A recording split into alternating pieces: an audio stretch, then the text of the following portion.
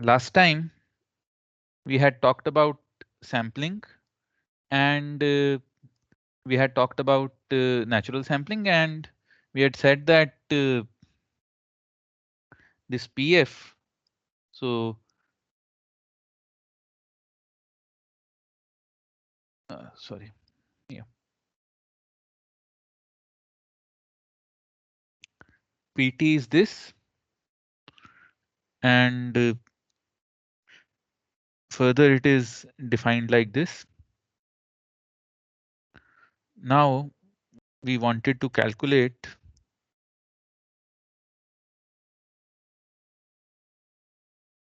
PF. So for that, PF, we'll say that it is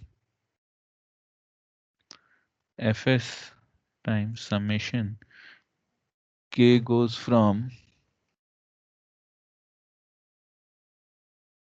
yeah, minus infinity to infinity. Uh,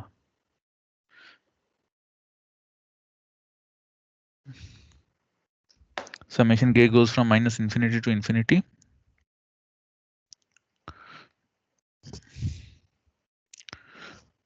Delta f minus kfs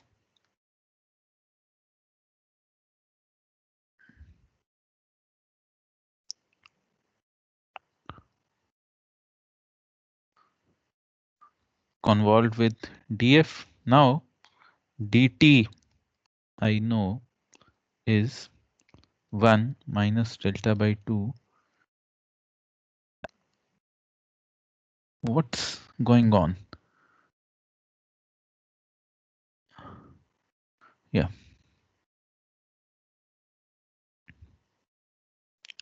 yeah. Minus delta by 2 less than t less than delta by 2.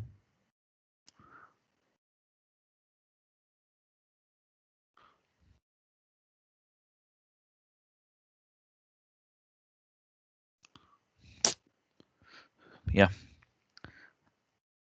And 0. I'll switch this bloody power off. Yes. And from this, df equals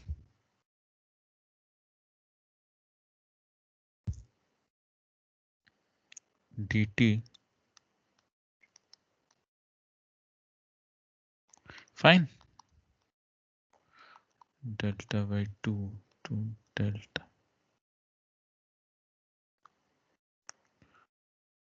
by 2 minus j 2 pi ft dt equals minus j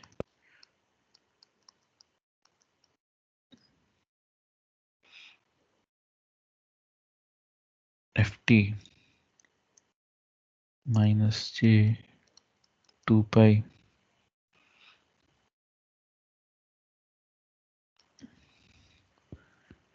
f minus delta by.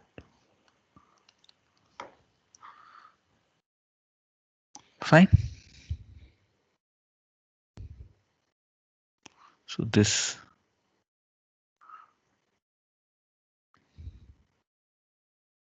j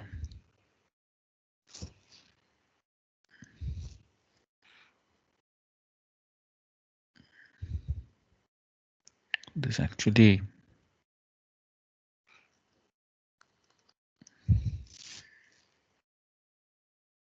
sine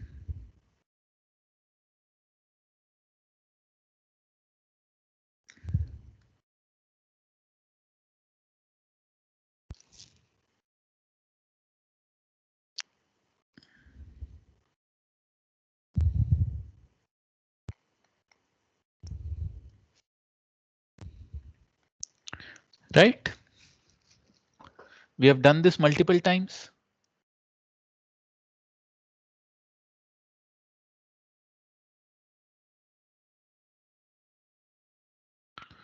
Fine. So PF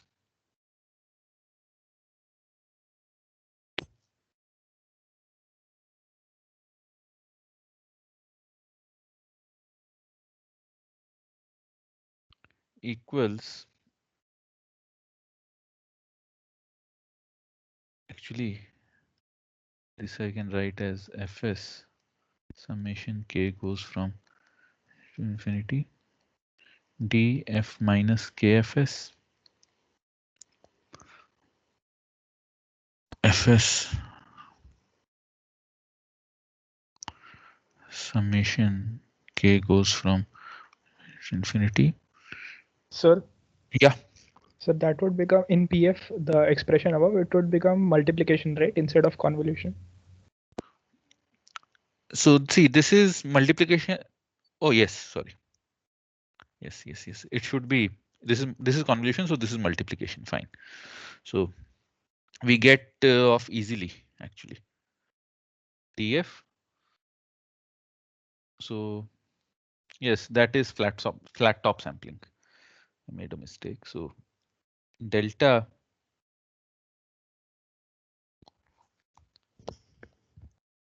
rather this should be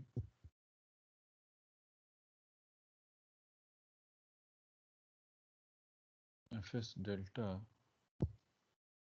sine pi delta f delta f summation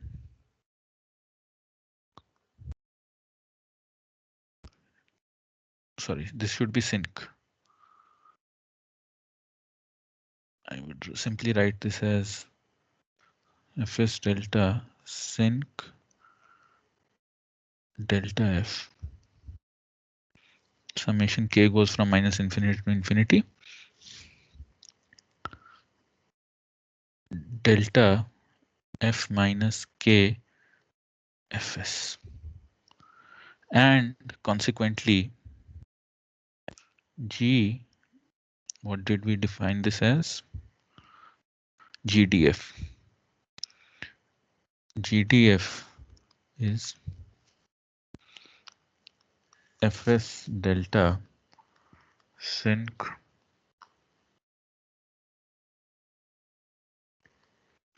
summation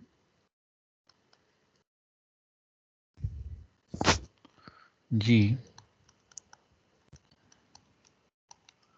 Fine.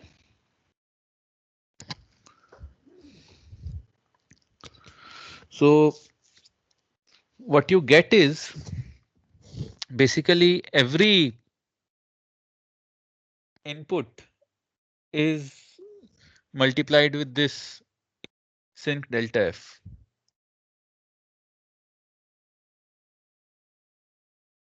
Fine. So or the frequency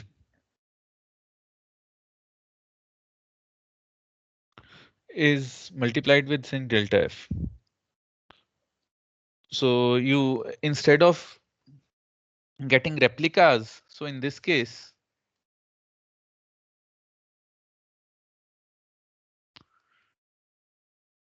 instead of getting replicas of the true signal or the true spectrum,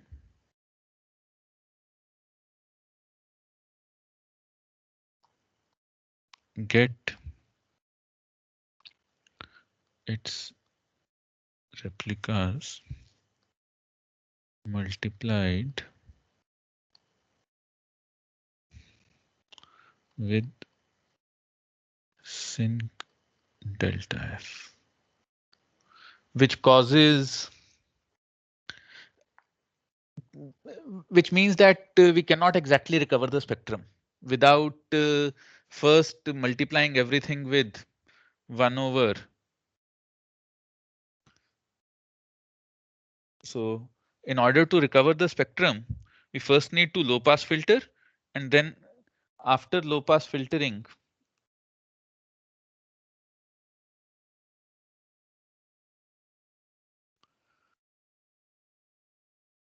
to multiply the spectrum, the recovered spectrum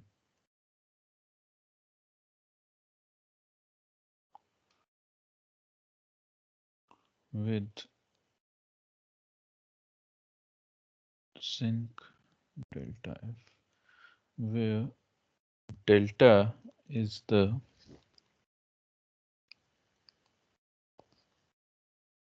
pulse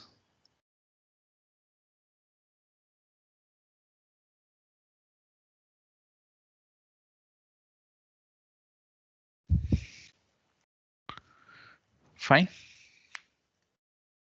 Any problems with this?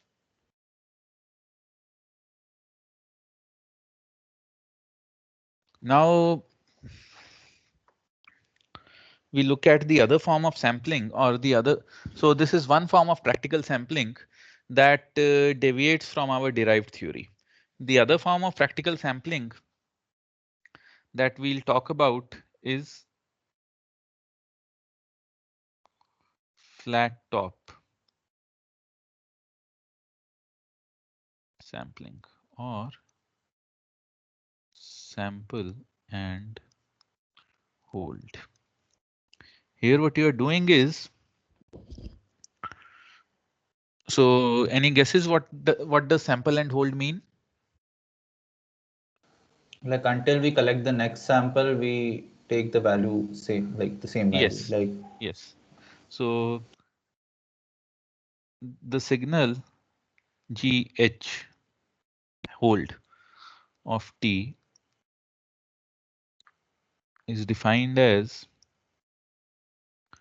G NTS for T or NT less than equal to T less than N plus 1 T.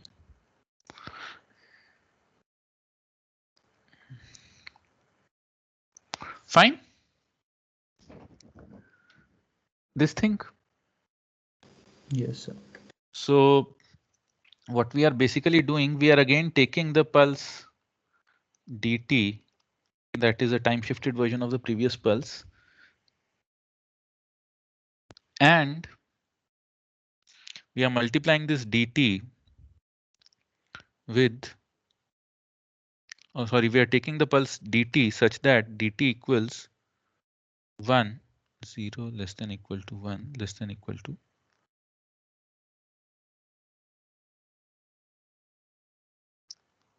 or rather for a more general treatment, instead of this entire duration, let me take nt plus delta, sorry, nts plus delta, where for delta equals ts, you get the special case what Rahul was saying. Okay, sir. Okay, because when I discuss these two, then I'll come to what are the harmful effects of increasing delta. We'll come to that once we discuss flat top sampling, and we'll discuss those for natural sampling and flat top sampling together. So this now dt is this. So this is basically a time shifted version of the pulse that we considered for natural sampling, and df equals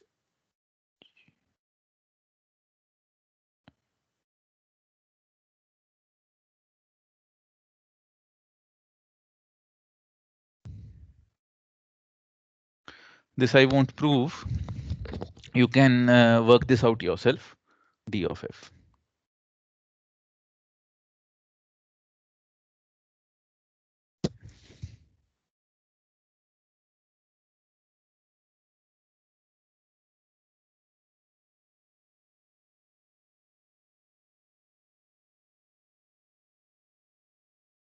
Now,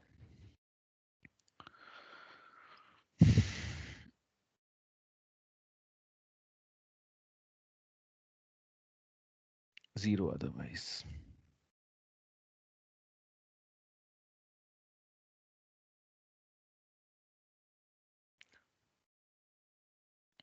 GH of f equals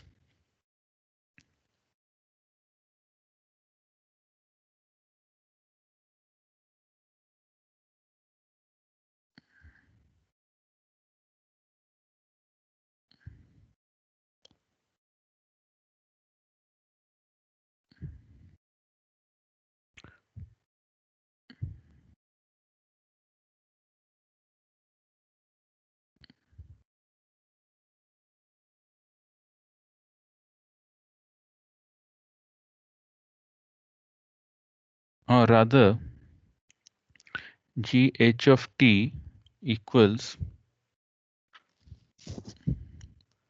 G delta t convolved with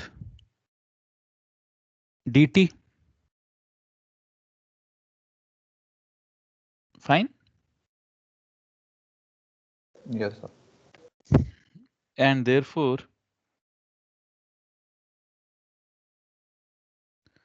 G H of f equals GF G delta f times df. Hey, this reduces to the same thing. This is wrong. We have done the earlier one wrong. So df is right.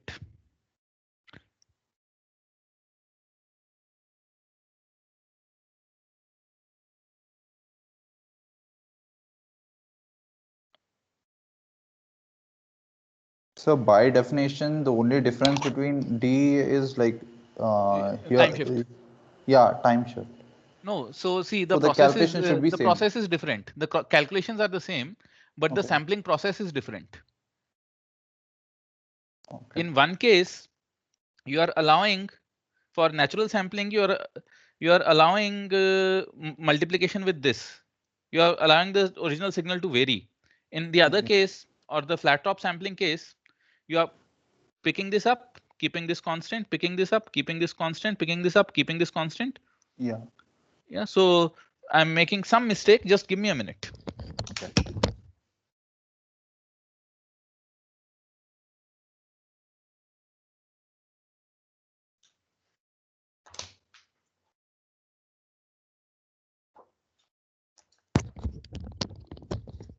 Yeah.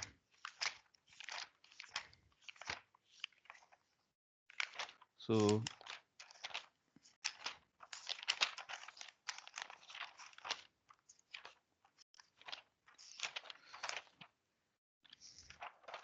flat top sampling is correct. Yes, natural sampling we'll revisit. What happens with natural sampling is that this. So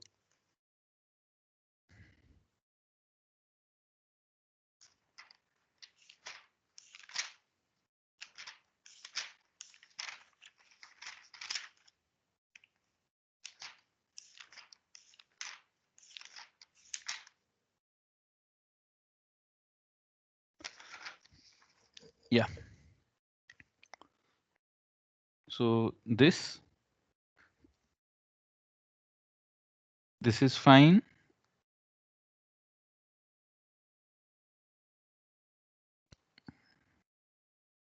So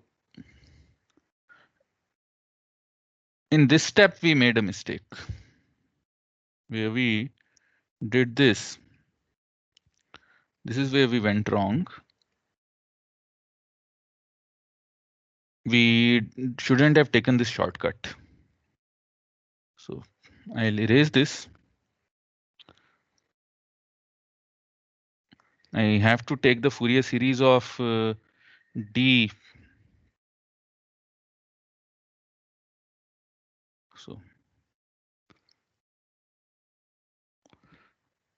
PT equals summation n goes from minus infinity to infinity, d t minus. This is right.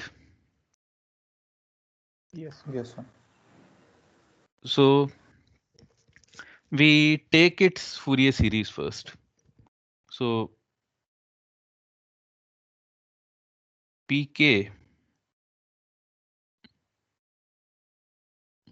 is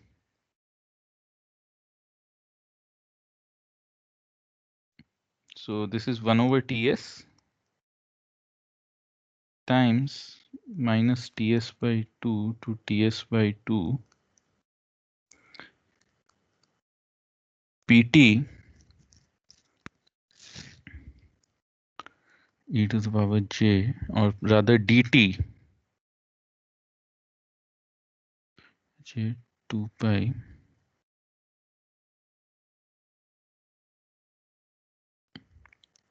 fine.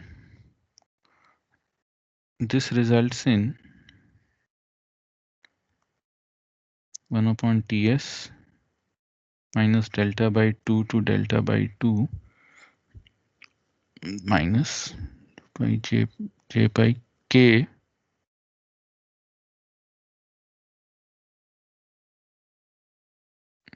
t by ts. Yes, but j 2 pi k t by ts equals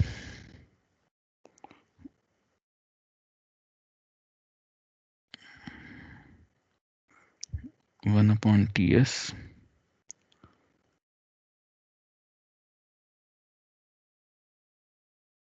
sin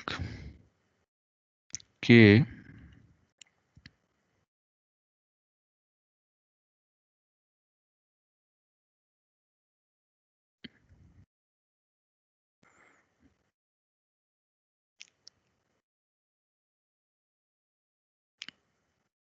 yeah, it should be a delta. Yes, delta fs sin k delta fs. Fine.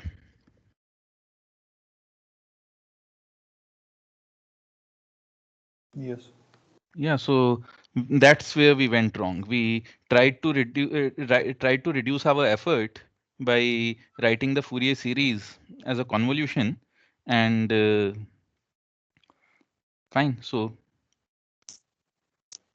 this, and therefore PF equals summation k goes from minus infinity to infinity pk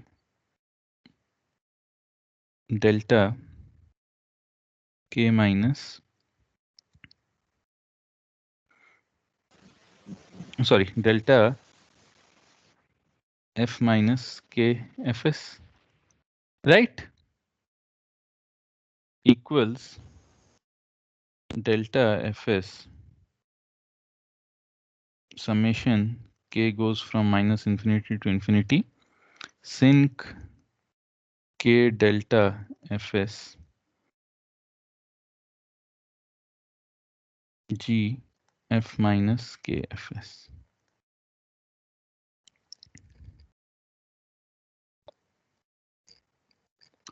Fine. Yes, sir. This is okay. So now, or rather this is, and this is g df. So yeah, so gdf, this expression is incorrect.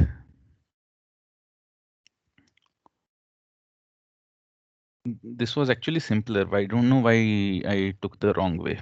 Anyway, so gdf, and I'll copy this.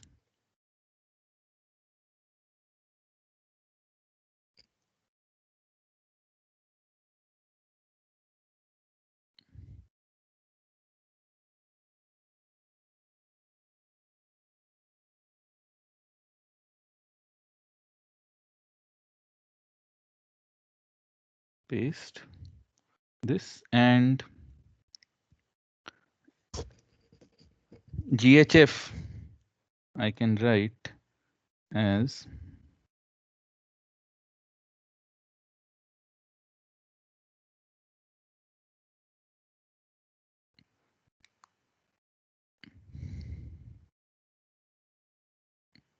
e to the power j pi delta f sinc delta f summation k goes from minus infinity to infinity f minus k.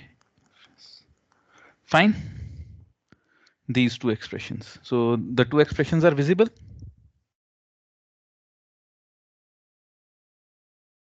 Rahul?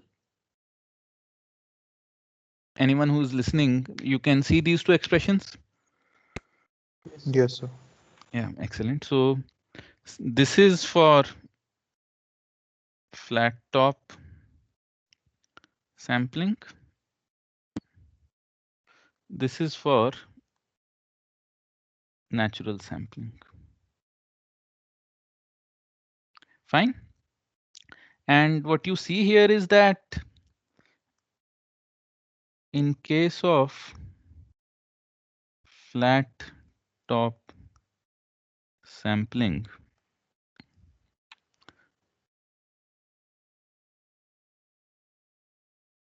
signal varies, or the spectrum, the multiplying factor of the true spectrum.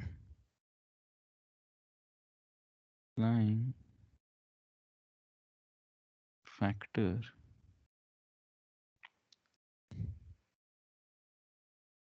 of the true spectrum varies directly with f in case of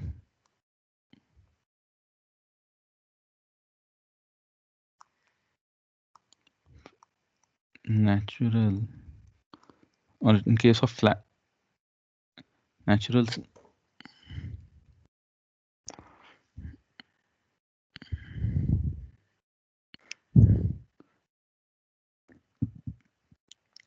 the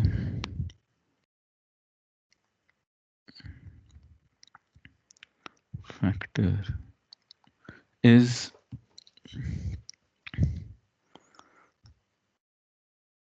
function of the index k,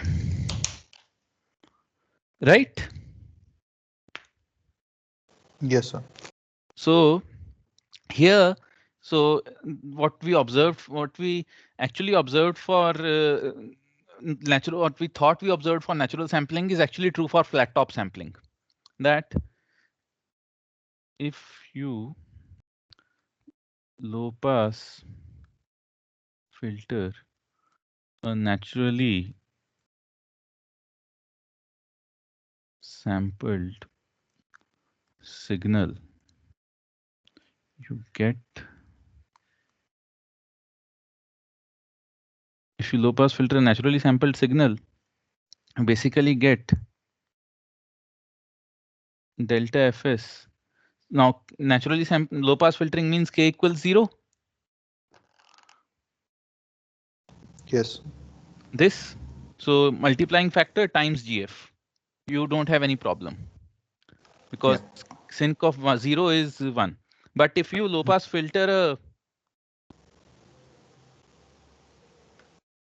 low pass filter a flat top sampled signal, you get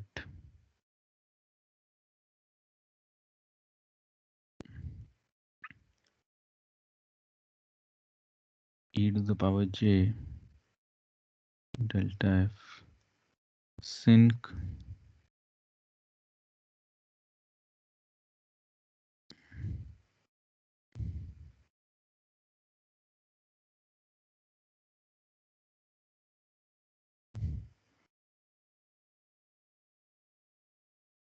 this beast. Fine. Yes. So now you have to, so we have to equalize the reconstruction. So this process of undoing the distortion due to flat top sampling is known as equalization. We'll come to more equalization as we proceed, but the signal received from flat top sampling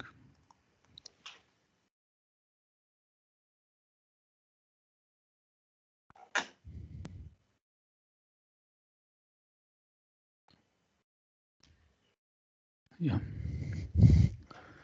Sir, is there any advantage of doing I'll flat top come. sampling? Yeah, Okay. I'll discuss those Okay. when we come to that. So right now, talking about those things would be premature. Okay. Sir. Okay. So from flat top sampling by multiplying it with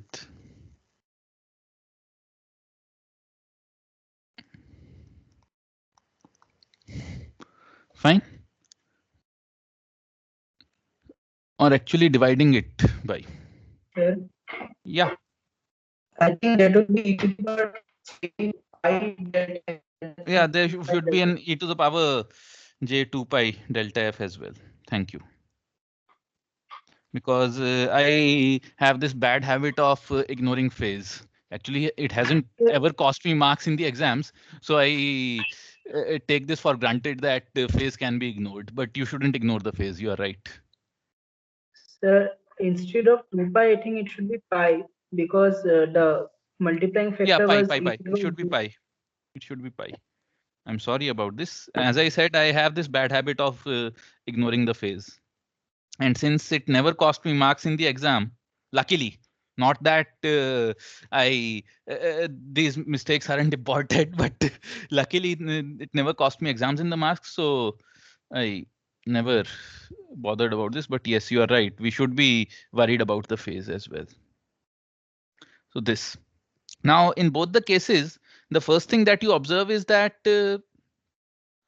as delta increases, sync of f delta, kfs delta or f delta would decrease because we know how the sync function behaves. Yes. And because of that,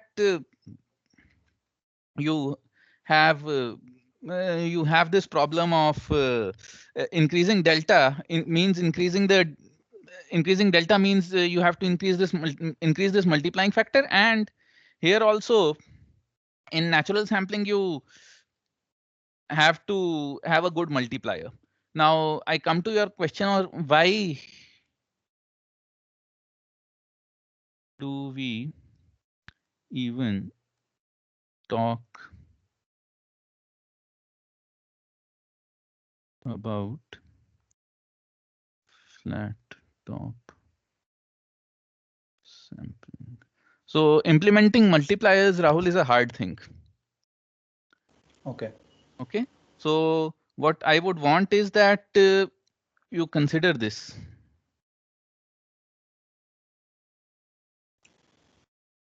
Okay. Say you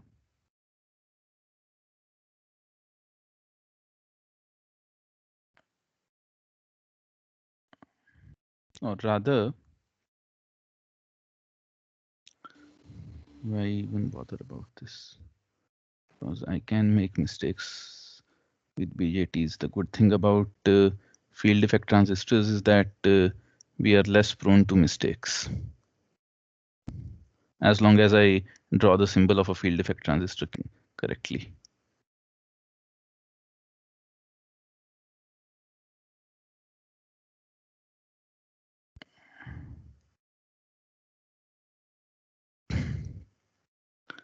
So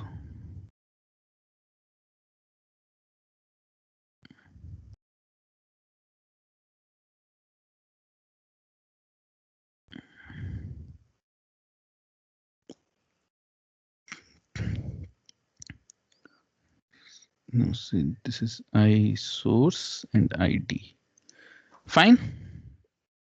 This is roughly the schematic of a field effect transistor.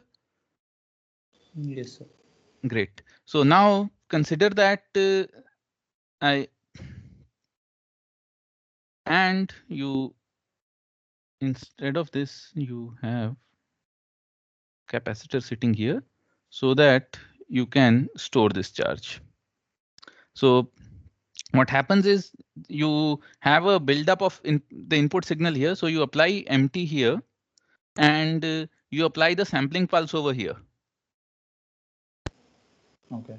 And whenever there is a sampling pulse, current flows, it gets collected here Okay. at the capacitor. So this is a simple implementation of sample and hold. Okay. So will it be Or flat definitely a top sample. current, because if the charge keeps on Yeah, so increasing? sorry, it's I see I'm bad with Okay, analogy. okay. Oh, it's cool, sir. Yeah, so just uh, so you measure the charge over here.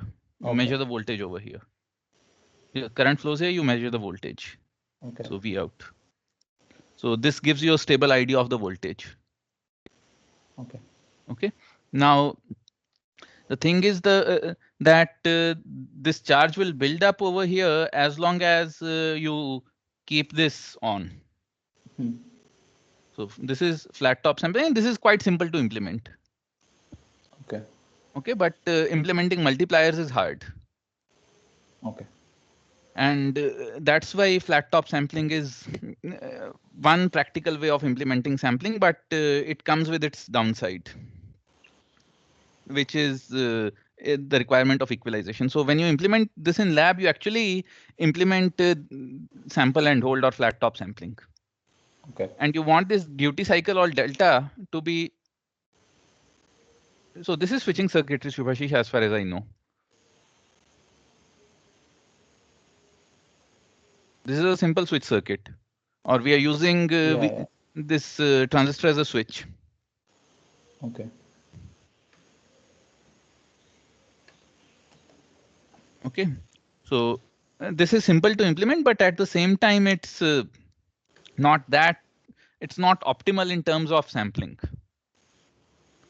Okay, sir. Okay, so this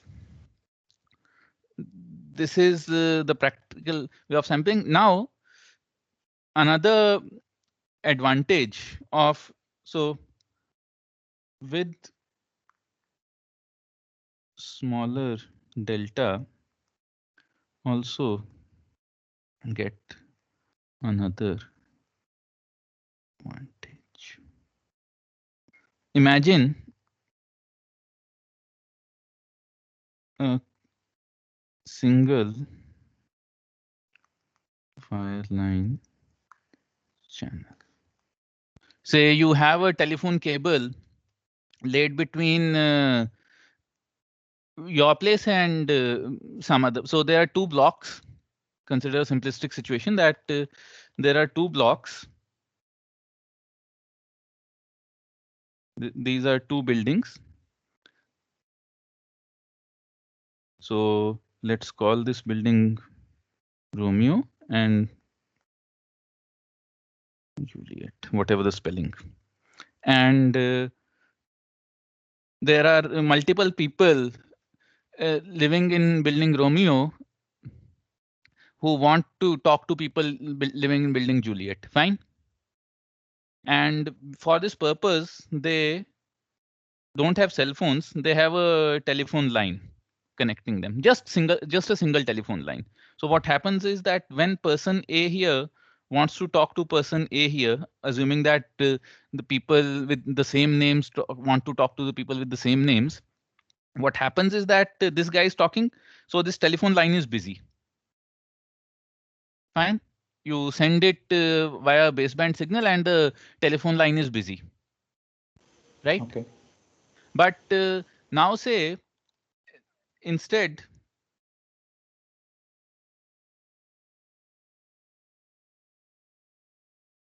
we sample at 8 kilohertz, which is the Nyquist rate for speech.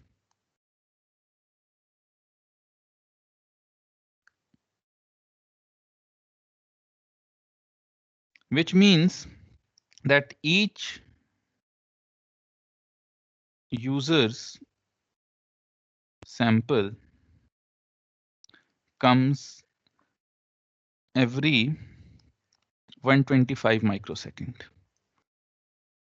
Fine. You get a user sample 125 per every 125 microseconds. Yes. Right. So now you on this telephone line, if each sample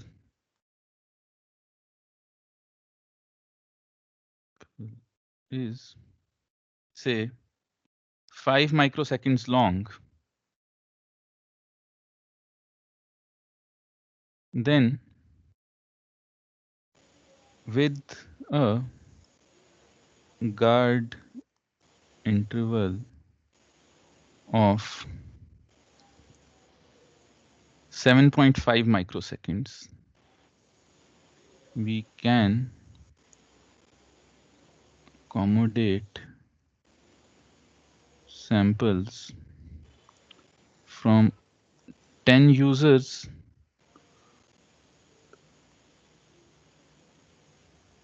meaning, so this is the line. So say time 0, 125,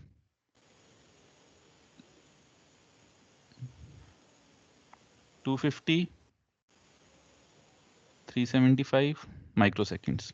So these are the times when user A's samples are traveling online.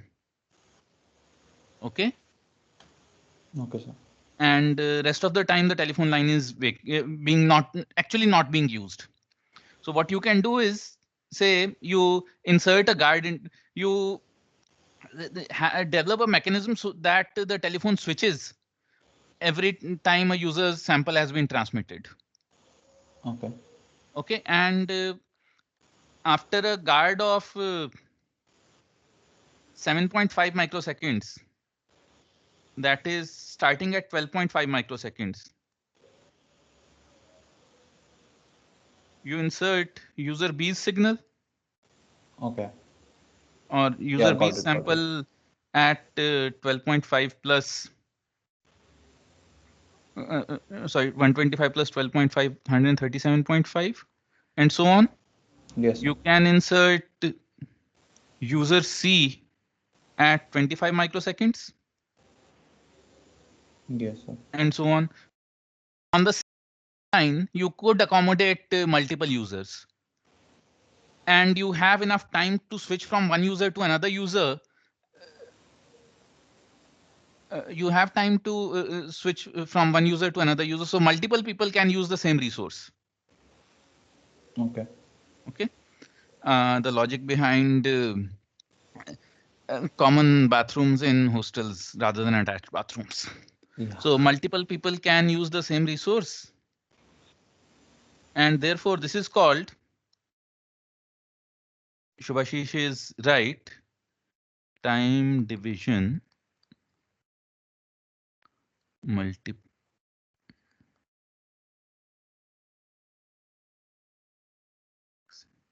That's why so many people are able to communicate over so little telephone lines.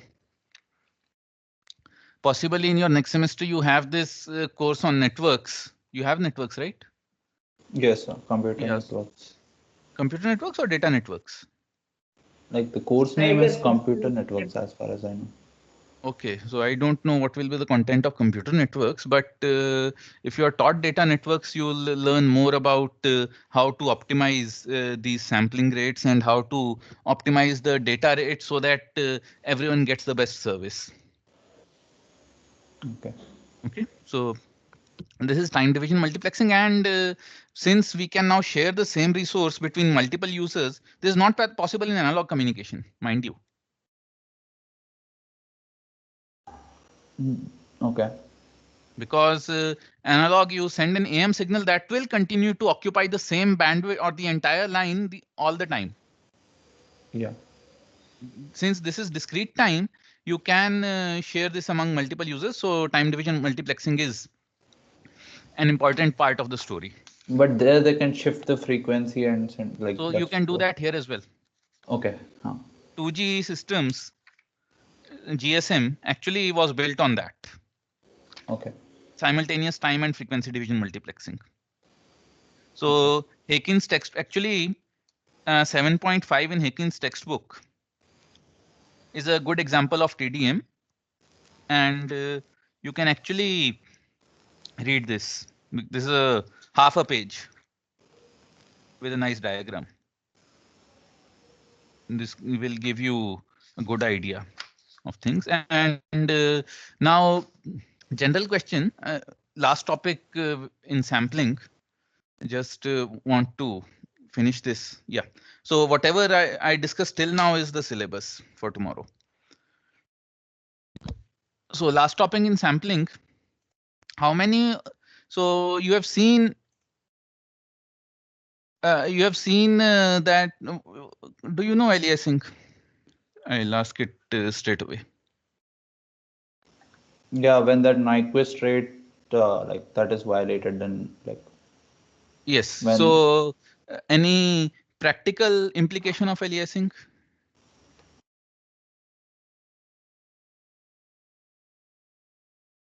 That you might think of?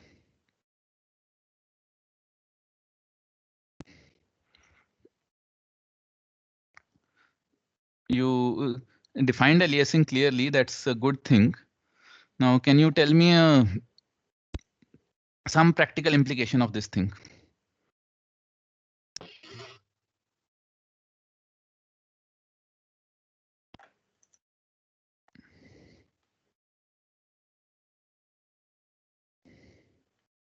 like this Okay. is a made up example, but No. yeah, Yeah. Tell me. like when we transmit something, if it aliases, we may hear different sounds in the output. No. That's a made up. Actually, a made up example. There is something much simpler. So I would want you to do this experiment. Your phone. You have a smartphone, right? Most of you would have a smartphone. Yeah. And that thing has a camera. Yes. Yes. So what I would want you to do is go to a room. If it's not too cold, switch on the fan at speed 1 and start shooting a video of the fan. Okay. Okay. And see that video, and you'll see that when the fan is moving slow, you can get the exact video of the fan. Then start increasing the speed. Actually, what happens is, in this case, this is the fan. So say you mark it here. You keep a mark here, and the fan starts rotating generally in the clockwise direction. So since your phone camera, it's not an analog camera, it's a digital camera that shoots at 30 frames per second or 60 frames per second for expensive phones.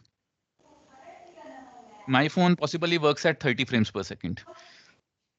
So it shoots at 30 frames per second, which means that so the moving fan is a continuous time process that you are sampling at discrete times. Okay. Okay. Oh yeah, there's something related to sampling random processes as well. I'll see that if I can finish that after this example. So you sample the fan, you sample the motion of the fan every 30 times every second, or every 1/30 seconds. Okay. Fine.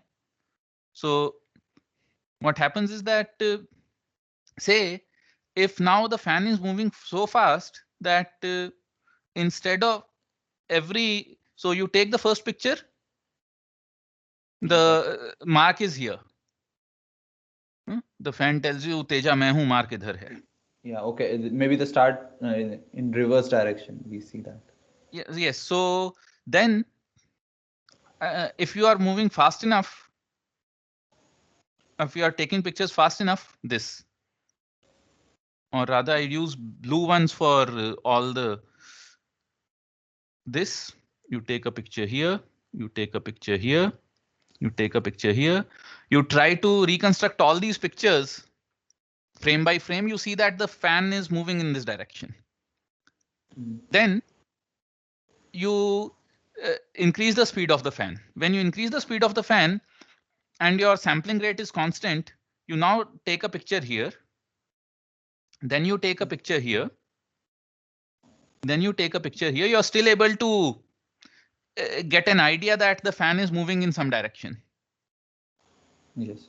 But if you now increase the speed of the fan further, say you take the first picture here and the second picture you take here. Okay. So going by this logic, by the time you take the third picture, the fan would be somewhere here. Yes. Sorry.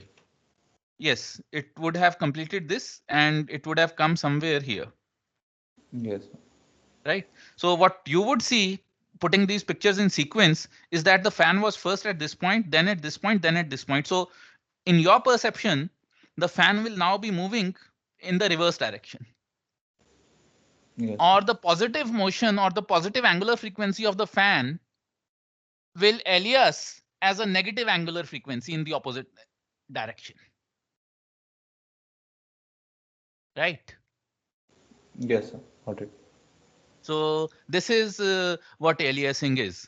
You see this in movies with tires of a fast moving car. You Yeah. see this. So this is how aliasing practically works. You can always take a picture of the fan and look at it. And this experiment works. I've tried this out myself. Okay. Okay. Okay. Cool. So this and now let's talk about sampling random processes quickly. What we'll do is we'll start off.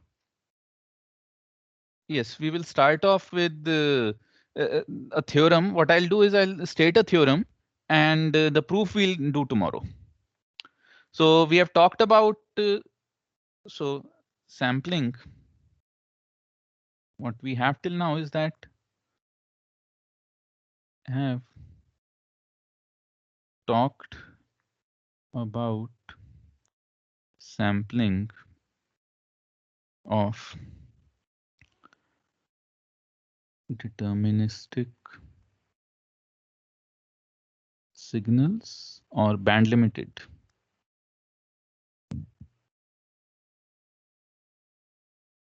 signals, have talked about band limited random processes. So the question that would arise is that can we sample a band limited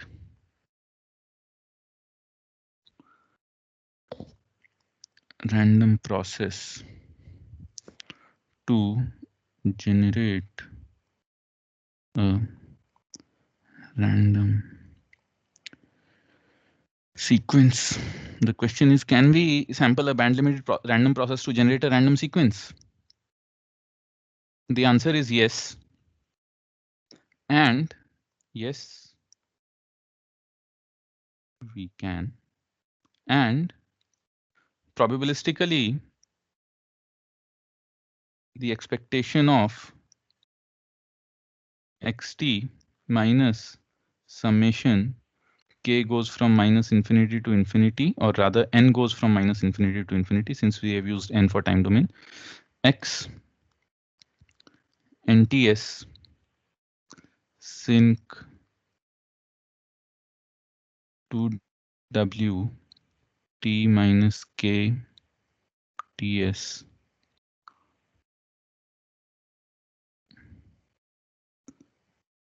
the interpolation function square goes to 0. Fine. We will talk about the bigger mathematical implications of this thing in the next semester. But what you can see right now is that xt, this signal, can be approximated using its samples along with the interpolation function. And this is called equivalence in the mean squared sense. Full stop. This is equivalence in the mean squared sense. Fine.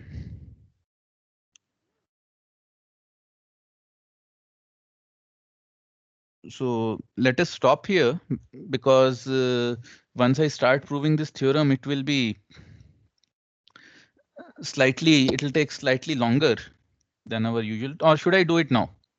So guys once again, if it is if it is mean square, then it should be constantly 0. Like, this is equivalence in the mean squared sense. yeah, then it should be constantly 0. No.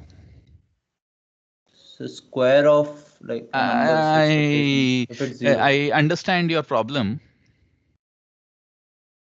I understand your problem. We'll prove that this thing is 0. So I would rather say that in order to answer your question, I would wait, say, how much? 2 months, possibly.